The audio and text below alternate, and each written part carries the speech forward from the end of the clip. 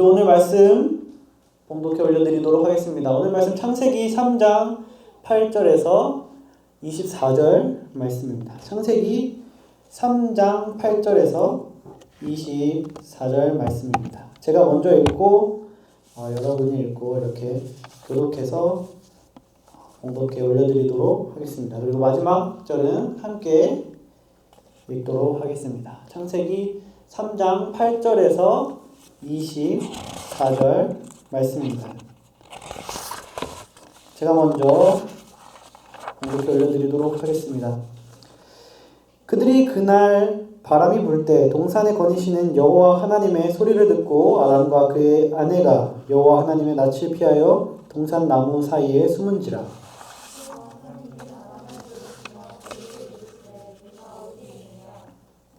이르되 내가 동산에서 하나님의 소리를 듣고 내가 벗었으므로 두려워하여 숨었나이다.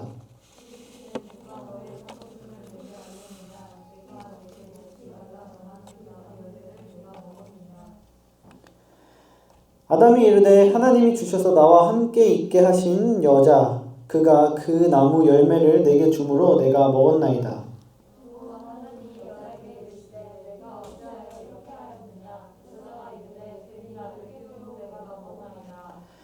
여호와 하나님이 뱀에게 이르시되 내가 이렇게 하였으니 내가 모든 가축과 들의 모든 짐승보다 더욱 저주를 받아 배로 다니고 살아있는 동안 흙을 먹을지니라.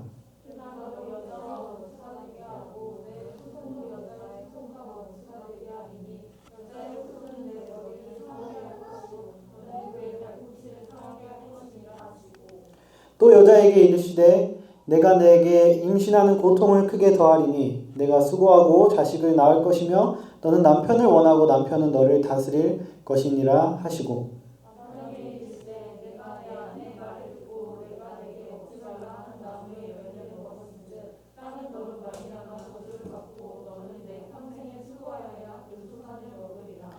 땅이 내게 가시덤불과 엉겅퀴를 내릴 것이라. 내가 먹을 것은 밭의 채소인즉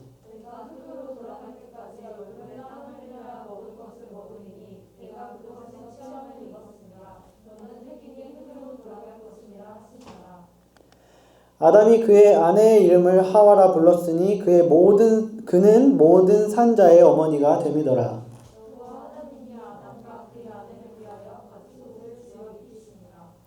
여호와 하나님이 이르시되 보라 이 사람이 선악을 아는 일에 우리 중 하나같이 되었으니 그가 그의 손을 들어 생명나무 열매도 따먹고 영생할까 하노라 하시고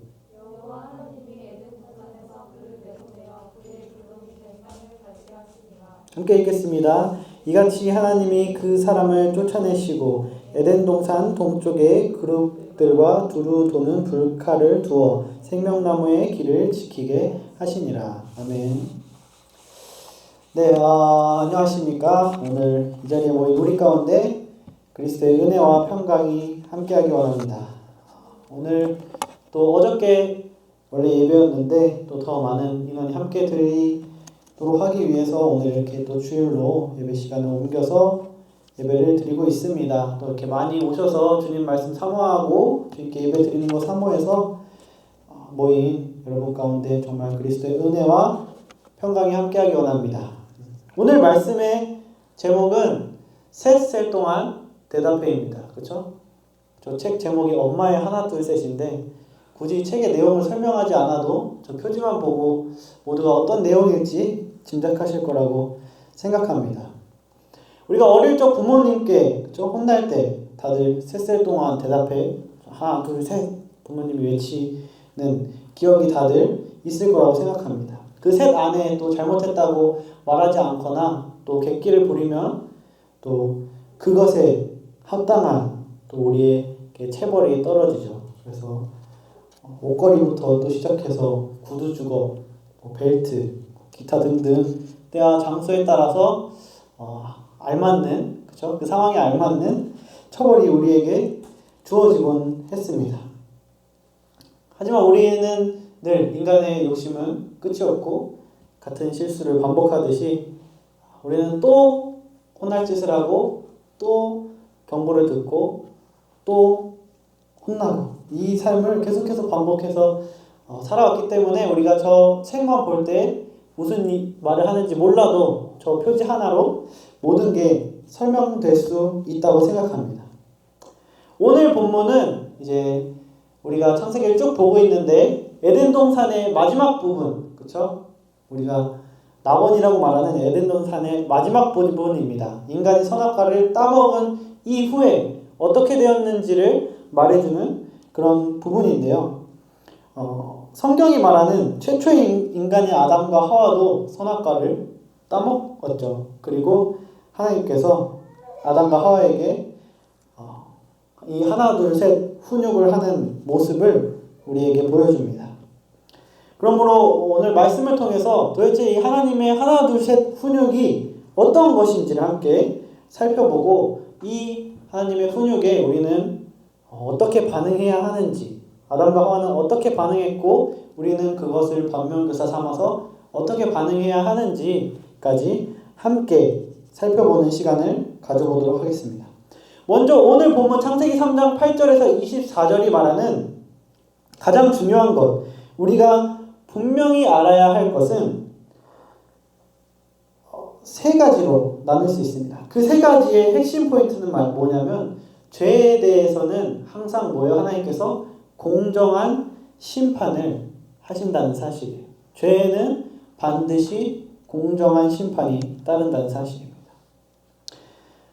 오늘 아담과 하와가 보여주는 죄, 하나님의 명령에 대해서 보여주는 그 죄에 대한 반응에 대해서 우리 세 가지를 살펴볼 수 있는데요. 첫 번째 그 죄에 대한 반응은 회피입니다. 회피.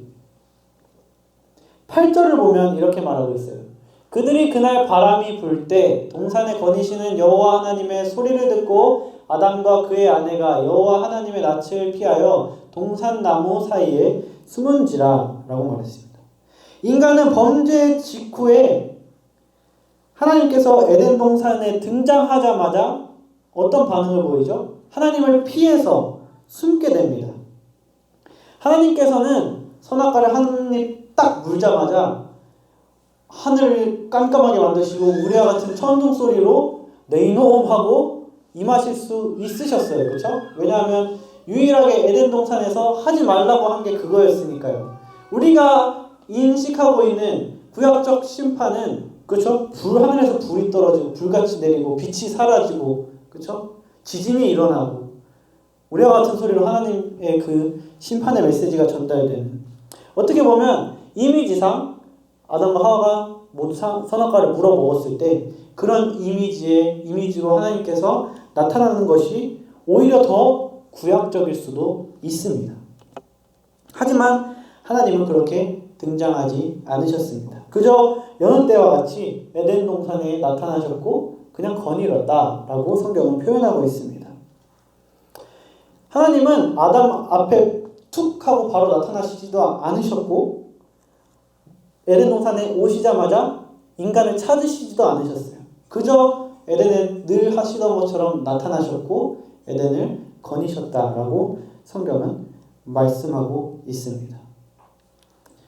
그런데 인간은 뭐예요? 하나님의 그 등장을 인지하자마자 죄를 범한 인간의 첫 번째 반응은 뭡니까? 하나님을 피하고 숨는 거예요.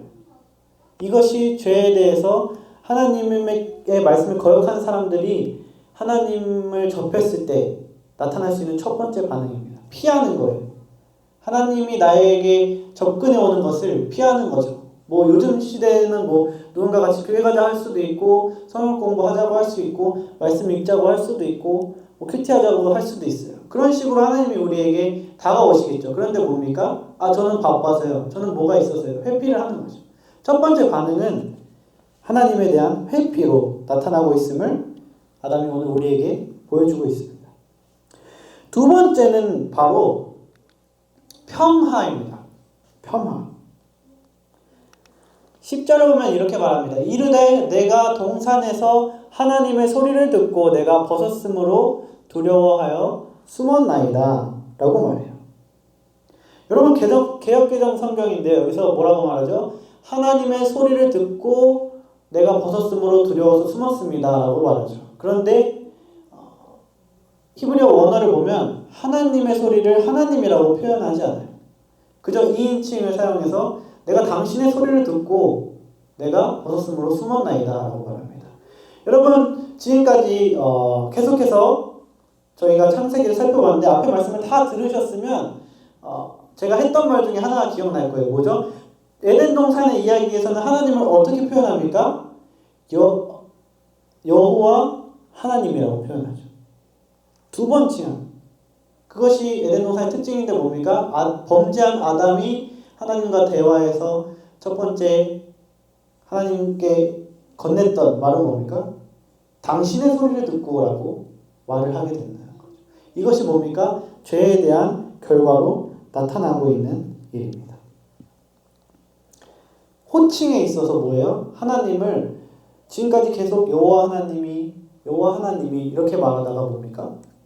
당신이 라고 말하면서 하나님을 깎아내리고 폄하하게 되는 모습을 보여주고 있다는 사실이죠. 뱀은요 3장 5절에서 이렇게 말했었습니다. 너희가 그것을 먹는 날에는 너희 눈이 밝아져 하나님과 같이 되어 선악을 알 줄 하나님이 아심이니라. 그쵸? 인간은 하나님처럼 높아질 줄 알고 선악과를 먹었지만 이것과 아까 전에 그 10절, 3장 10절을 연계해서 보면 어떤 결론이 내어지냐면 인간은 하나님처럼 되기 위해서 선악과를 먹었지만 선악과를 먹은 인간은 어떻게 된 거죠? 하나님을 자기처럼 낮은 신분으로 폄하하여서 끌어내리는 결과를 만들게 된 거예요. 자기 욕심이 하나님을 끌어내리는 겁니다. 자기가 하나님처럼 높아지려고 해서 선악과를 먹은 결과는 하나님을 자기처럼 폄하하게 끌어내려서 폄하하게 만든 그런 죄된 모습을 보여주고 있다는 사실이죠. 마지막 세 번째 죄된 모습은 바로 핑계입니다. 그렇죠? 12, 13절은 이렇게 말합니다. 아담이 이르되 하나님이 주셔서 나와 함께 있게 하신 여자 그가 그 나무 열매를 내게 주므로 내가 먹었나이다. 여호와 하나님이 여자에게 이르시되 내가 어찌하여 이렇게 하였느냐? 여자가 이르되 뱀이 나를 꿰므로 내가 먹었나이다. 그렇죠? 너 왜 그랬니? 라는 질문에 제가 그랬어요. 얘한테 너 왜 그랬니? 제가 그랬어요. 핑계를 대는 거죠. 어찌됐든 간에 뱀이 내 엄청 아나콘다 같은 큰 뱀이 내 온몸에 꽈리를 뚫고 뭐예요? 꼬리로 내 입을 억지로 벌려서 사약을 넣듯이 선악과를 쑤셔박은 게 아닌 이상 내 손으로 내가 따서 내 입에 넣은 이상 그건 뭐예요? 결국에는 누가 꼬셨든 어쨌든 간에 자기의 의지로 자기가 먹은 거예요.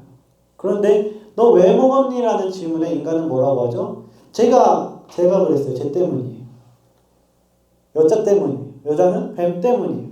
책임을 전가하고 핑계를 대는 모습을 우리에게 보여주고 있다는 사실입니다. 그러면 이러한 인간의 계속되는 악한 반응, 죄를 한 번 지었는데 뭡니까? 그 죄가 하나님 앞에서 또 다른 죄를 낳고 또 다른 죄를 낳고 계속해서 인간은 안 좋은 반응을, 죄된 반응을 보여주고 있어요. 이런 계속되는 악한 반응, 이런 반응은 어떤 결과를 불러왔는가? 9절은 이렇게 말합니다. 여호와 하나님이 아담을 부르시며 그에게 이르시되 내가 어디 있느냐? 하나님은 죄를 짓고 숨어있는 아담을 찾아 하나님 앞에 딱 세우세요. 네가 어디 있느냐? 그리고 11절에서 13절을 보면 아담과 하와를 신문하십니다. 아담과 하와를 신문하세요. 그리고 그 신문에 대한 대답을 들으신 뒤에 14절 이하의 판결을 내리시죠. 그렇죠? 뱀은 배로 기어다니고 흙을 먹고 여자와 원수가 되고, 그렇죠? 여자는 임신 내 고통이 생기고 남자를 이렇게 남자의 지배하에 들어가고 남자는 평생 일을 해야지 먹고 살 수 있고 이런 뭐예요? 판결이 내려집니다. 여러분 계시록 20장 12절은 이렇게 말해요. 또 내가 보니 죽은 자들이 큰 자나 작은 자나 그 보좌 앞에 서 있는데 책들이 펴있고 또 다른 책이 펴져 있으니 곧 생명책이라. 죽은 자들이 자기 행위를 따라 책들에 기록된 대로 심판을 받으니. 그렇죠? 이 20장 12절은 이제 뭡니까? 예수님이 다시 오셔서 심판이 진행되죠. 이 땅을 쓸어버립니다. 그리고 예수님이 이 땅에서 1000년 동안 함께 왕노릇을 하시다가 1000년 뒤에 사탄이 풀려나서 최후의 전쟁이 일어나게 되죠. 그래서 모든 악은 지옥에 떨어지고 이제 더 이상 이제 새 하늘과 새 땅이 이제 다시 임하게 되고 그 땅에서 살 백성들을 추려내는 심판이 최후의 심판이 시작됩니다. 그 심판대 앞에는 모든 사람이 쓰게 되고 그 사람들에 대한 심판이 어떻게 진행된다고요? 책이 두 번 딱 펼쳐 있고 하나는 생명책이고 다른 책들에는 뭐가 써져 있어요? 그가 살아있을 동안 행했던 자기 행위를 따라 심판을 받아요. 네가 한 만큼 뭐예요? 형벌이 주어지는 공정한 심판을 이야기하고 있습니다.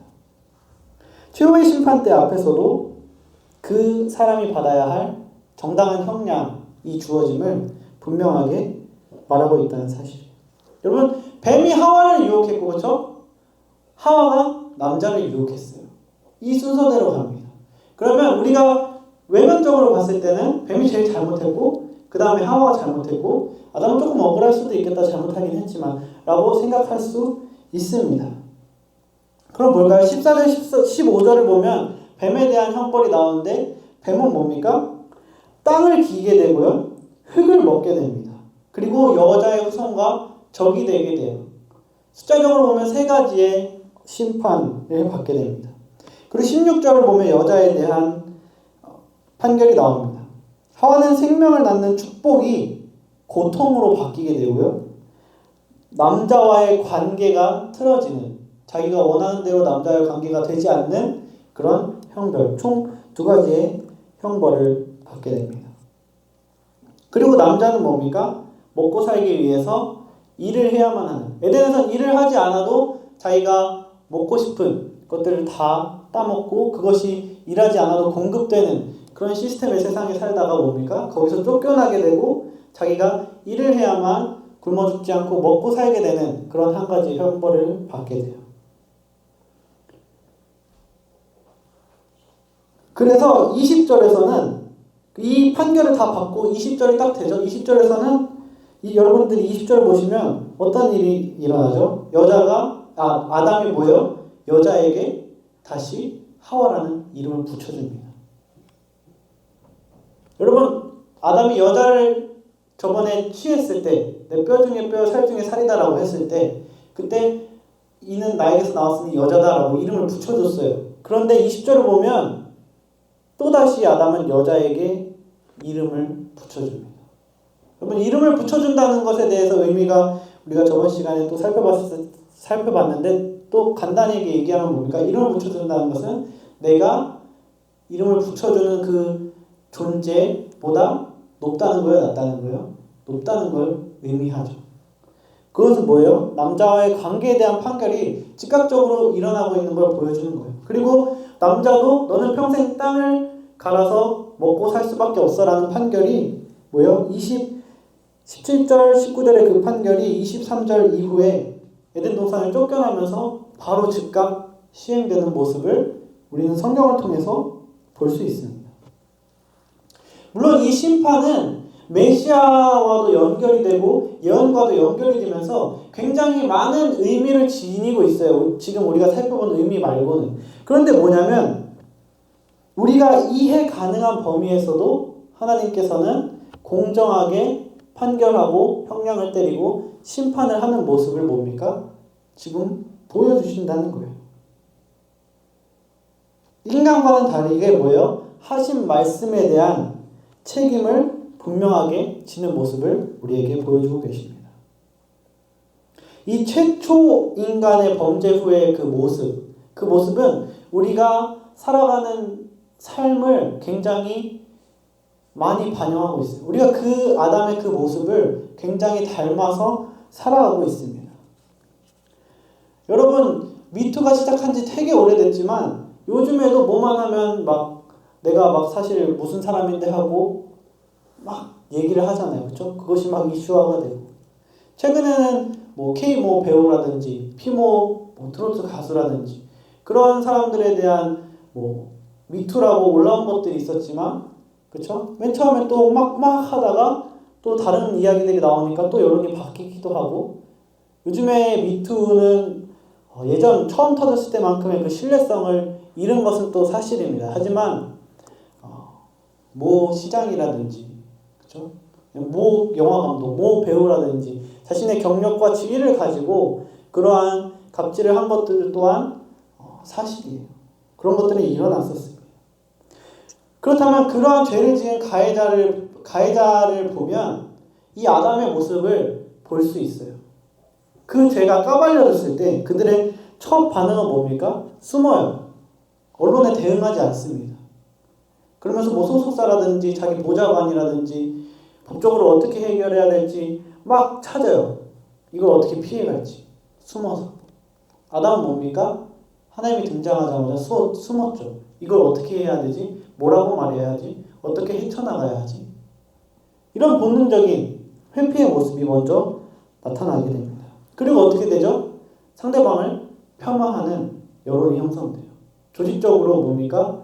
가짜 여론들이 등장하면서 사실 그거 까발린 사람 이렇게 안 좋은 사람이더라. 그 사람이 이런 모습이 있다더라. 저런 모습이 있다더라. 사진이 나돌고 반대 여론들이 형성이 되죠.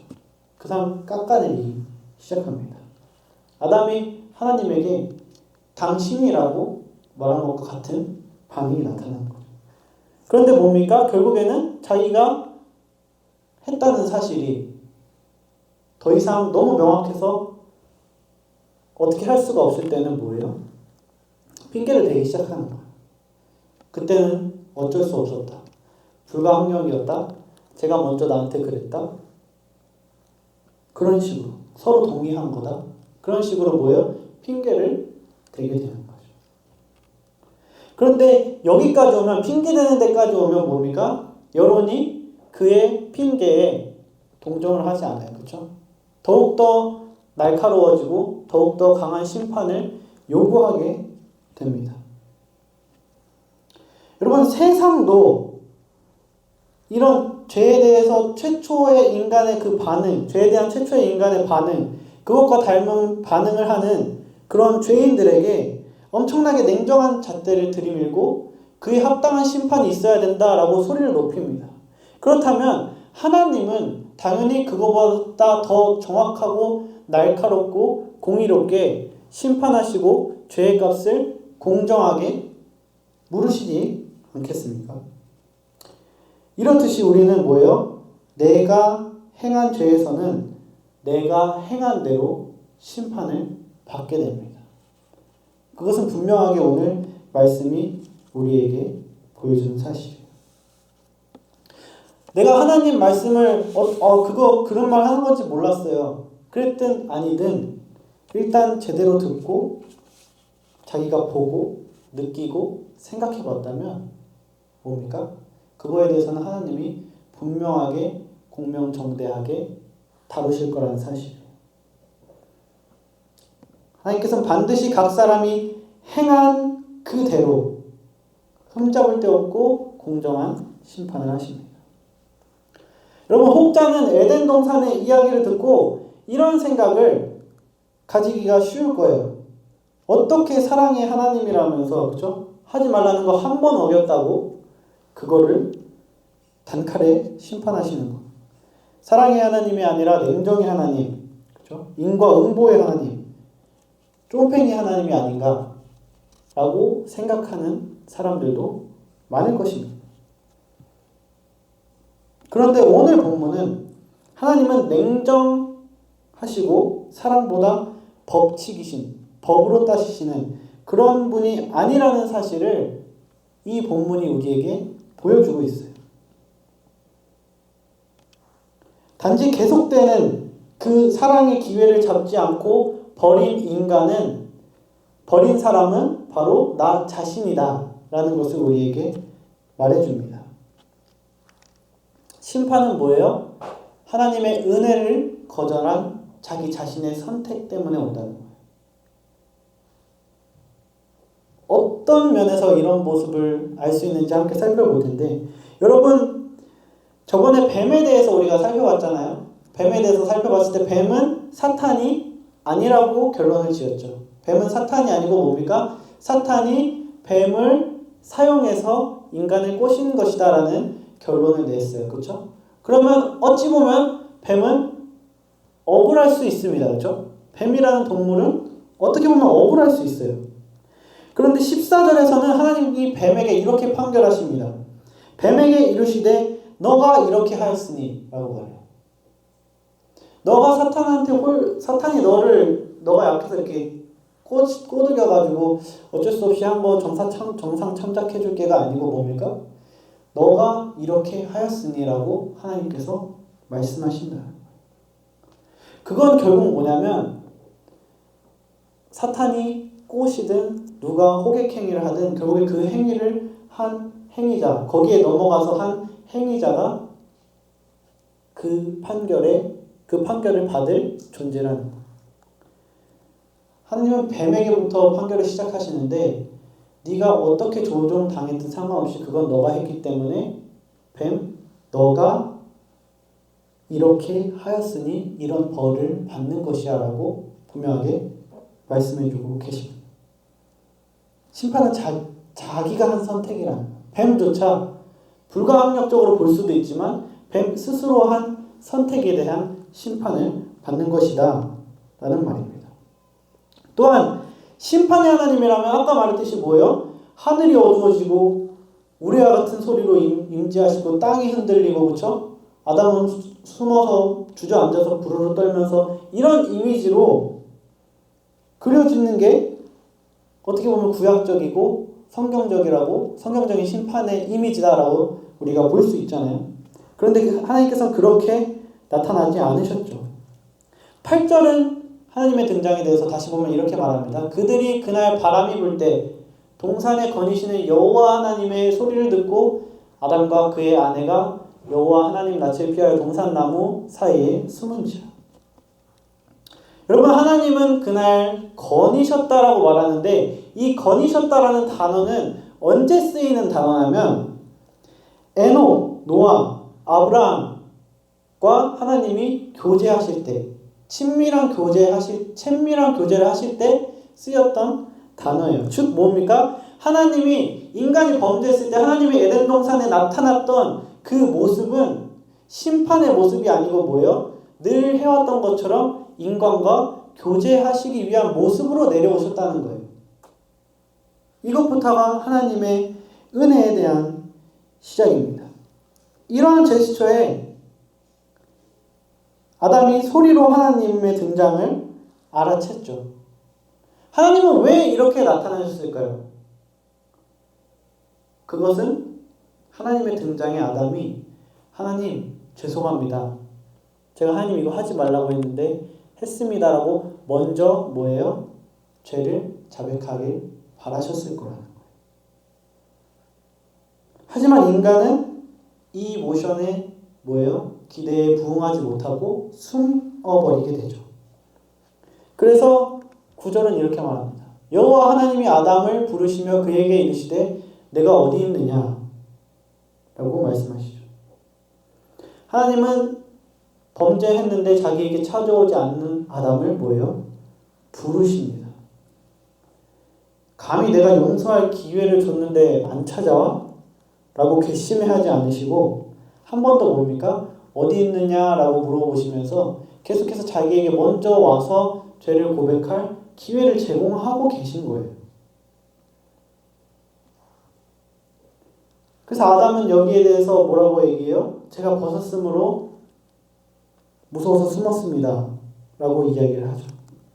그러니까 하나님께서 11절에 이렇게 반응하셨죠. 이르시되 누가 너의 벗었음을 너한테 알려줬니? 내가 내게 먹지 말라 명한 그 나무 열매를 내가 먹었느냐? 라고 말씀하십니다. 누가 너의 벗었음을 내게 알렸느냐? 라는 질문에 아담은 뭐라고 대답했죠? 하나님이 주신 여자가요. 라고 대답했습니다.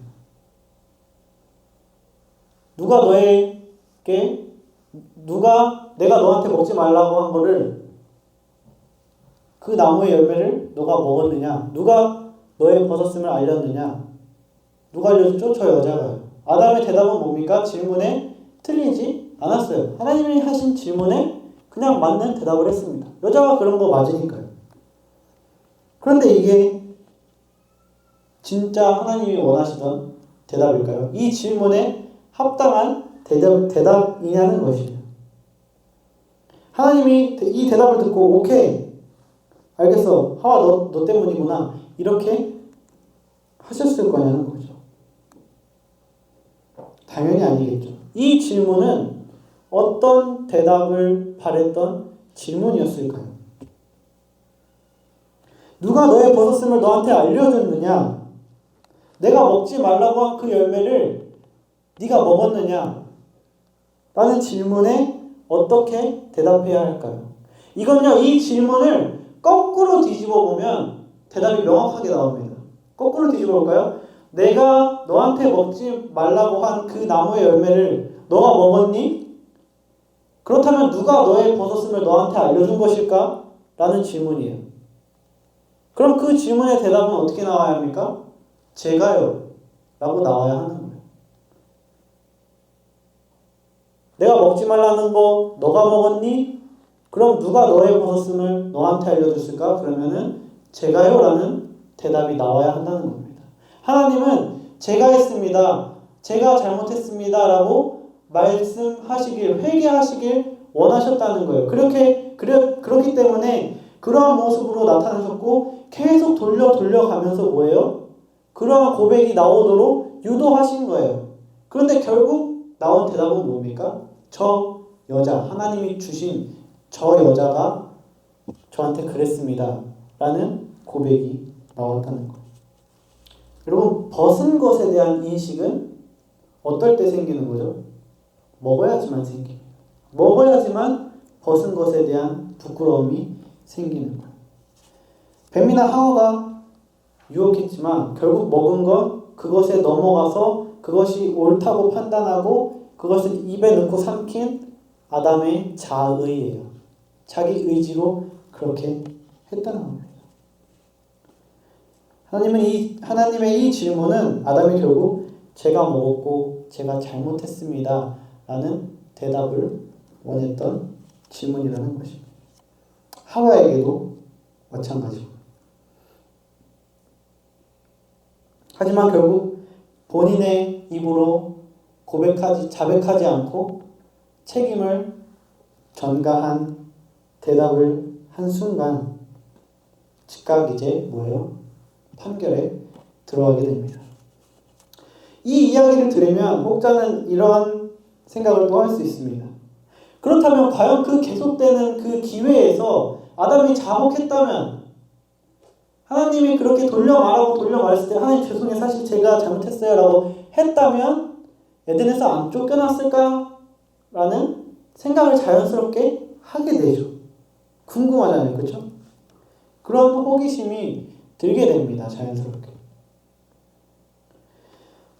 이것에 대한 대답을 얻으려면 우리는 그 인과관계에 대한 딜레마라는 것을 생각해 볼 필요가 있어요. 되게 말이 어렵죠. 쉽게 말하면 이거예요. 닭이 먼저냐 달걀이 먼저냐. 그렇죠? 인과관계에 대한 딜레마. 원인과 결과가 있는데 뭐가 진짜 원인이고 뭐가 진짜 결과냐. 딜레마에 빠지게 됩니다. 닭이 먼저냐 달걀이 먼저냐. 그런데 뭡니까? 성경은 이 몇 가지 인과관계에 대한 딜레마에 명확한 답을 줄 수 있어요. 그렇죠? 닭이 먼저입니까? 달걀이 먼저입니까? 당연히 닭이 먼저죠. 하나님이 달걀을 창조해 놓으시고 부활도록 이렇게 보고 계시진 않았을 거예요. 그렇죠? 닭을 창조하시고 닭이 알을 낳기 시작했겠죠. 기독교 입장에서 보면 그게 그렇게 대답하기 어려운 질문이 아닙니다. 이것과 비슷한 생각이 그거예요. 선악과. 내가 아담이었으면 선악과 안 따먹었지? 안 따먹었으면 나 아직도 지금 에덴 동산에서 살고 있을까? 이런 생각 한 번씩 다 해보셨을 거라고 생각합니다.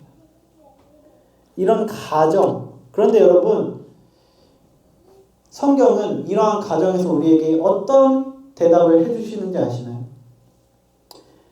여러분, 어벤져스 엔드게임 제가 되게 좋아하는 영화인데 많이 보신 분들이 더 많으실 거라고 생각합니다. 거기 보면요. 엔드게임 전일 거예요. 닥터 스트레인지가 이제 타노스를 잡기 위해 우주에서 막 이러면서 막 이러면서 뭐예요? 온갖 타노스를 이길 경우의 수를 생각하죠. 이러다가 갑자기 탁 눈을 떠요. 그러면서 1400만 605가지의 경우의 수 중에 타노스를 이길 경우의 수는 하나다 라고 하면서 싸우면서 자기의 타임스톤을 타노스한테 주죠. 그리고 그 경우의 수는 뭐였습니까? 아이언맨이 핑거 스냅을 하는 거였어요. 그렇죠? 그래서 이제 마지막에 아이언맨이 자기 돌반지 딱 끼고 닥터 스트레인지 딱 보니까 닥터 스트레인지가 자기가 할 수 있는데 막 물만 이렇게 막으면서 이렇게 하죠. 그래서 아이언맨이 딱 치고 죽습니다. 그렇죠? 그런데 성경은 예수님이 전지전능하신 예수님이 봤을 때 인간이 선악과를 먹지 않을 경우의 수가 얼마였을까 하냐는 거예요. 그렇죠? 이 딜레마를 해결하려면 그것에 대한 답을 내리면 됩니다. 얼마였을까요? 에베소서 1장 4절 5절을 보면요 이렇게 말합니다. 곧 창세전에 그리스도 안에서 우리를 택하사 우리로 사랑 안에서 그 앞에 거룩하고 흠이 없게 하시려고 그 기쁘신 뜻대로 우리를 예정하사 예수 그리스도로 말미암아 자기의 아들들이 되게 하셨어요. 창세전에 창세기 1장 1절 태초에 하나님이 천지를 창조하시니라 이전에 그리스도 안에서 하나님은 인간을 만들기 전에 택하고 인간에 대한 구원의 계획을 다 준비하셨다는 거예요. 그렇죠? 예수 그리스도가 십자가에 희생될 그 계획까지 뭐예요? 인간을 만들기 전에 다 준비되었다는 거예요. 그렇다면 전지전능하신 하나님의 경우의 수에서 인간이 선악과를 먹지 않을 확률은 몇 퍼센트라는 거죠? 없다는 거예요. 인간은 무조건 선악과를 먹게 된다라는 것을 하나님은 아셨다는 거죠. 그렇다면 우리 또 여기서 꼬리에 꼬리를 무는 질문을 하게 됩니다. 그럼 뭐냐? 애초에 선악과 따먹고 고생하도록 창조한 거냐? 그것이 사랑의 하나님이냐? 라는 질문을 던질 수가 있어요. 그렇죠? 애초에 안 먹게 만들었으면 됐잖아 라는 질문을 던질 수도 있다는 거죠.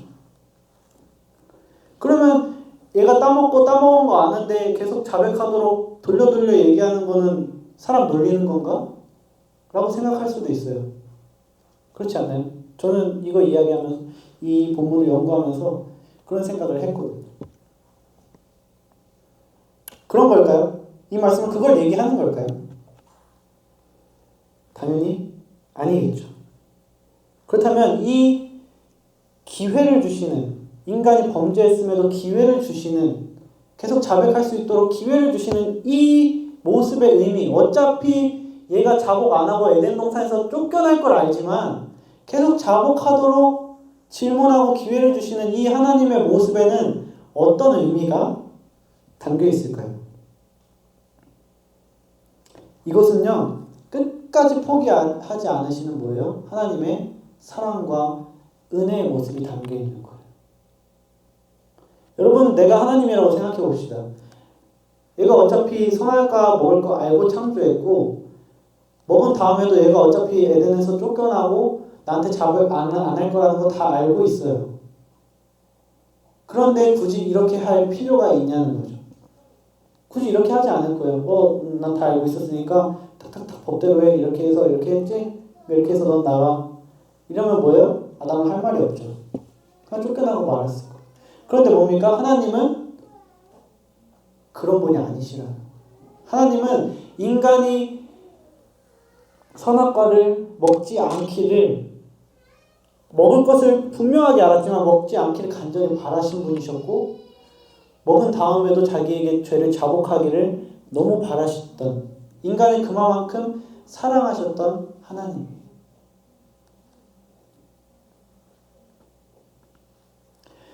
여러분 여기는 모두 청년이지만 저는 자녀가 있습니다. 뒤에 오세훈 집사님도 자녀가 있죠. 여러분이 결혼하고 자녀를 낳는다면 지금은 모르지만 그때 되면 모두 깨달을 거예요. 여러분 세상에서 가장 할 수 없는 거는요. 자기 자녀를 죽이는 거예요. 그게 자기 자녀가 죽는 걸 보는 것이 가장 큰 슬픔입니다.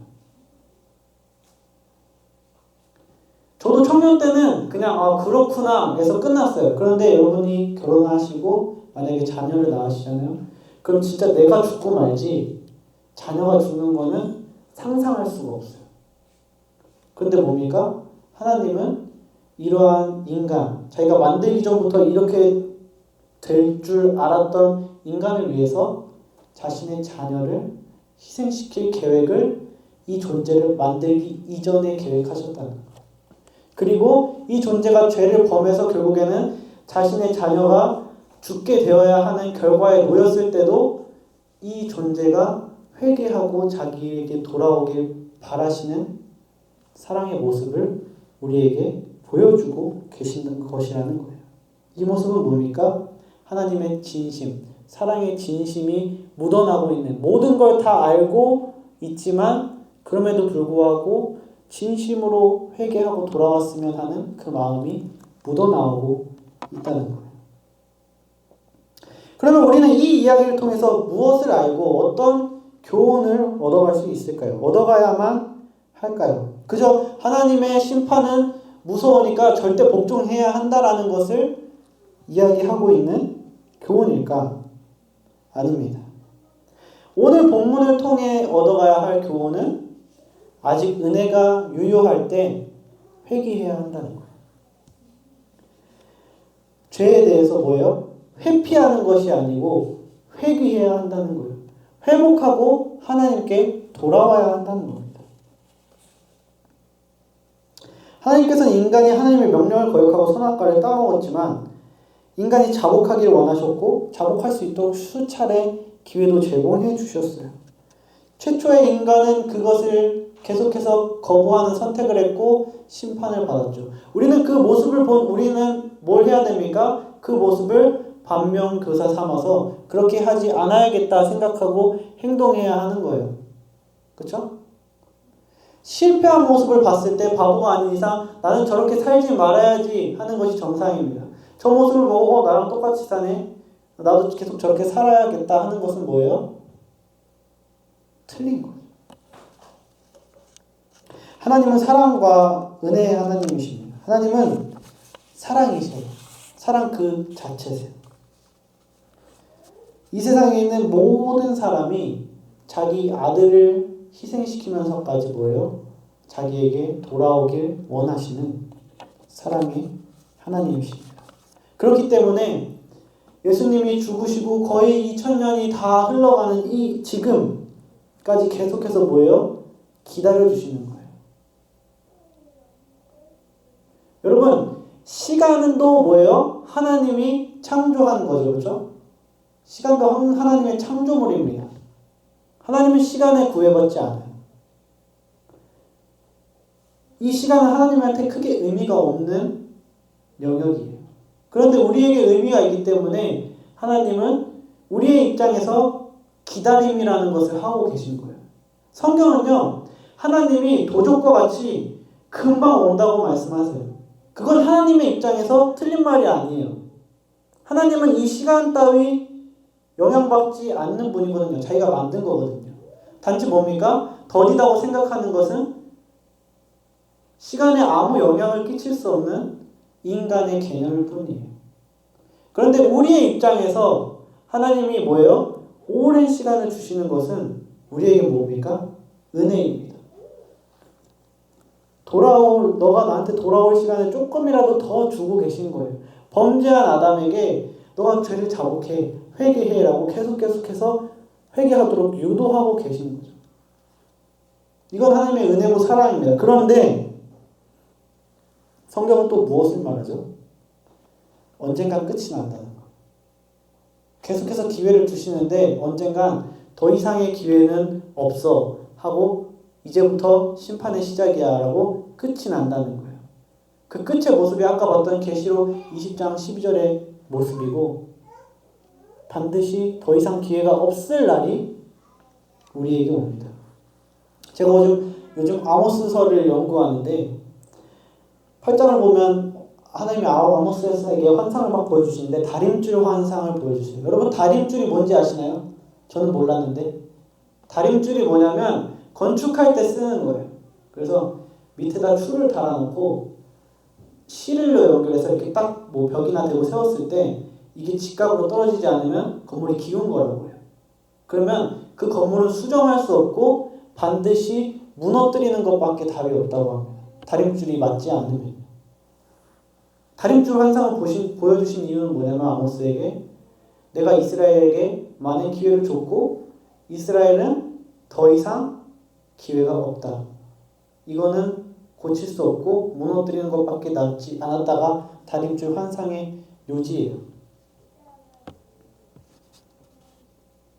심판의 때가 이르는 순간 더 이상의 기회는 없어요. 더 이상 기회는 없습니다. 여러분, 교회에 다니지 않는 사랑하는 사람들, 그래서 예수 믿지 않는 사람 빨리 구원을 해야 되는 거고요. 그리고 교회에 다닌다고 해서 뭡니까? 생명책에 내 이름이 써져 있다는 보장이 없어요. 교회에 다니면 천국에 가는 게 아니고 예수님을 믿고 구원을 받았을 때 천국에 갈 수 있는 겁니다. 하나님께서는 아담을 택하셨고 아담은 실패했어요. 하나님은 아담에게도 여러 번의 기회를 줬죠. 그런데 아담은 하나님을 택하지 않는 결론을 내리고 심판을 받습니다. 아담 이후에 하나님은 누구를 선택하셨죠? 이스라엘 백성을 선택하셨어요. 그리고 이스라엘 백성에게도 수많은 기회를 줬습니다. 하지만 이스라엘은 하나님이 아닌 것을 선택했고 결국 이스라엘은 멸망했습니다. 그리고 마지막으로 하나님은 예수 그리스도를 보내셨어요. 그리고 모든 사람에게 기회를 주셨습니다. 이것을 끝으로 예수님이 오시면 뭐예요? 우리에게는 더 이상의 기회가 없습니다. 여러분, 요즘 세상이 많이 흉흉하죠, 그렇죠? 엄청 험악한 세상에 살고 있어요. 예수님이 당장 오셔도 이상하지 않을 법하게 죄악이 많은 세상에 우리는 살고 있습니다. 그런데도 예수님이 당장 지금 오지 않는 이유는 예수님의 사랑과 은혜라는 거예요. 하지만 분명히 오신 다음에는 오심을 알고 회개해도 이미 늦은 거라는 거예요. 예수님이 오시기 전에 우리는 회개하고 예수 그리스도를 믿어야 된다는 사실입니다.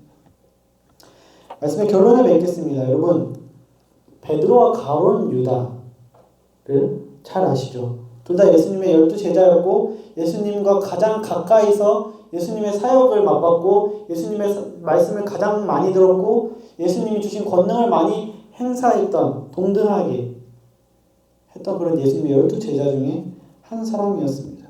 하지만 이 둘은 다른 길을 걸어갔습니다. 이 둘이 예수님을 부인하고 팔아먹는 것까지 똑같았는데 다른 길을 걸어갔죠. 이 둘의 차이는 자기의 죄에 대해서 회개했느냐 아니면 회피했느냐예요. 가룟 유다도 자기 죄를 인지했어요. 그래서 뭡니까? 대제사장들에게 가서 이 돈 다시 줄 테니까 예수님 내놓으십시오 했죠. 그렇죠? 그런데 제사장들이 그 돈 필요 없다. 네 가지든지 버리든지 알아서 해라. 우리는 예수님 줄 수 없어 라고 말해요. 그래서 가룟 유다는 자기 죄를 인지했어요. 그런데 뭡니까? 그 죄에 대해서 피하고 싶어서 목을 매달아 죽죠. 근데 베드로는 뭡니까? 닭이 울었고 자기가 예수님 부인한 거 인식했고 자기가 죄인이라는 거 깨달았고 그런데 뭐예요? 예수님께 나아가서 회개했어요. 이것이 이 사람의 끝이 어디로 향하는가를 결정해 준다는 사실입니다. 여러분, 스크루테이프의 편지라는 책이 있어요. 되게 유명한 책이에요. 읽어보신 분도 있고 안 읽어보신 분도 있을 텐데 꼭 읽어보시기 바랍니다. 이것은 C.S. 루이스라는 사람이, 굉장히 유명한 사람이 소설처럼 쓰는 건데 삼촌 사탄, 대장급 사탄이 이제 견습생 자기 조카 사탄에게 충고를 해주는 편지의 모음집이에요. 30몇 편의 편지를 쓴 겁니다. 그래서 인간은 이렇게 꼬셔야 되고 이렇게 반응해야지 우리가 같이 끌고 지옥에 갈 수 있고 이런 조언을 하는 그런 책이에요. 그러니까 이걸 보고 사탄이 우리 이렇게 유혹하니까 우리가 이거에 빠지지 말아야 한다라는 의도로 C.S. 루이스가 쓰는 거죠. 여러분, C.S. 루이스도 무신론자였습니다. 그런데 연구를 하고 공부를 하다 보니까 신이 있다는 걸 인지하고 하나님께 돌아온 거죠. 그 스크루테이프의 편지를 보면요. 제일 엄청나게 많이 나오는 얘기가 이거예요. 인간에게 생각할 시간을 주지 말라는 거예요. 그냥 간단하게 결론 지어버리고 이건 이거다라고 생각하게 만들고 죽음이라든지 내세라든지 이런 거에 대해서 깊게 생각할 시간을 허락하지 말라는 거예요. 이것이 사탄의 전략 중에 하나라고 스크루테이프의 편지에서 말하고 있습니다. 왜냐하면 깊게 생각하고 파고드는 순간 그러한 것들은 하나님을 향하게 돼 있습니다. 그러니까 간단하게 결론 지어서 끝내버리고 그거에 대해서 더 이상 생각하지 말게 만들고 그거에 대해서 생각하는 사람을 무식한 사람, 과거적인 사람, 원시적인 사람으로 만들도록 사회를 구성해 라고 얘기를 해요. 그럼 뭡니까? 우리는 우리의 죽음 이후에 내가 어떻게 될까를 생각해 봐야 하는 거예요. 나는 지금 올바르게 살아가고 있는가? 나는 왜 만들어졌을까? 나는 왜 태어났을까? 이런 거를 의미 없게 만드는 것이 사탄의 전략이고 우리는 그럼 뭡니까? 이거에 대해서 진지하게 생각해보고 어떠한 명확한 결론에 이를 때까지 계속해서 고뇌해야 한다는 사실입니다.